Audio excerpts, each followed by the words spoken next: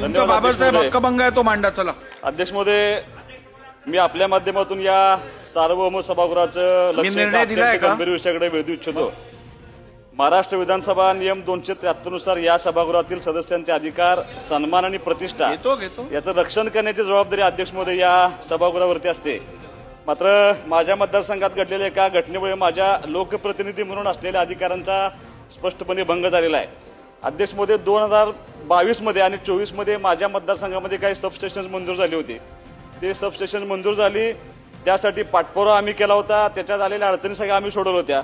पण दिनांक 14 मार्च 2026 रोजी ऊर्जा विभागांतर्गत महावितरण कंपनीकडून आटपाडी तालुक्यातील हिवतड, शेटपळे व दिगंज येथील 3 उपकेंद्रांचे लोकार्पण करण्यात आले.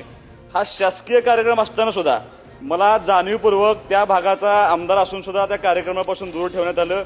या कार्यक्रमाच्या नियोजनामध्ये अध्यक्ष महोदय एमएससीबीच्या होल्डिंग कंपनीच्या संचालिका, या विटा विभागाचे कार्यकारी अभियंता श्री विनायक दाते, आटपाडी विभागाचे उपकार्यकारी अभियंता श्री राजेश डावरे, सहाय्यक अभियंता श्री द्वारकेश बाबर, श्री महबूब हुबाले यांनी सहभाग घेतला होता. अध्यक्ष महोदय, माझी तुम्हाला विनंती एवढीच आहे की त्या उद्घाटनाला मला बोलवलं नाही म्हणून फार मी इगोइस्टिक माणूस नाहीये. मी त्या ठिकाणी काम करणारा कार्यकर्ता आहे.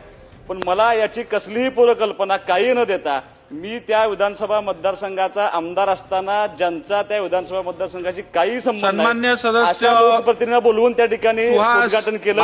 विनंती आहे, जो हक्कभंगा संदर्भातला प्रस्ताव मांडलेला आहे तो तीच अडचण आणि तीच खंत अनेक सदस्यांनी अनेक वेळा ही व्यक्त केलेली आहे.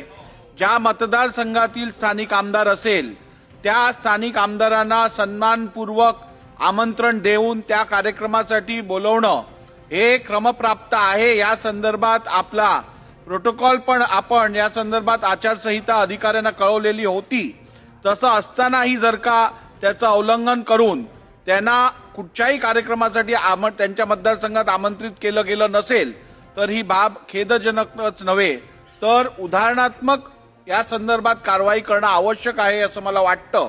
आणि म्हणून तुम्ही मांडलेल्या हक्कभंग संदर्भातली माहिती ताबडतोब मागवण्यात येईल आणि त्यानंतर योग्य कारवाई केली जाईल. खानापूर तालुक्यातील एकमेव सर्वसमावेशक हक्काचं न्यूज चॅनल विटा लाईव्ह न्यूज चॅनल.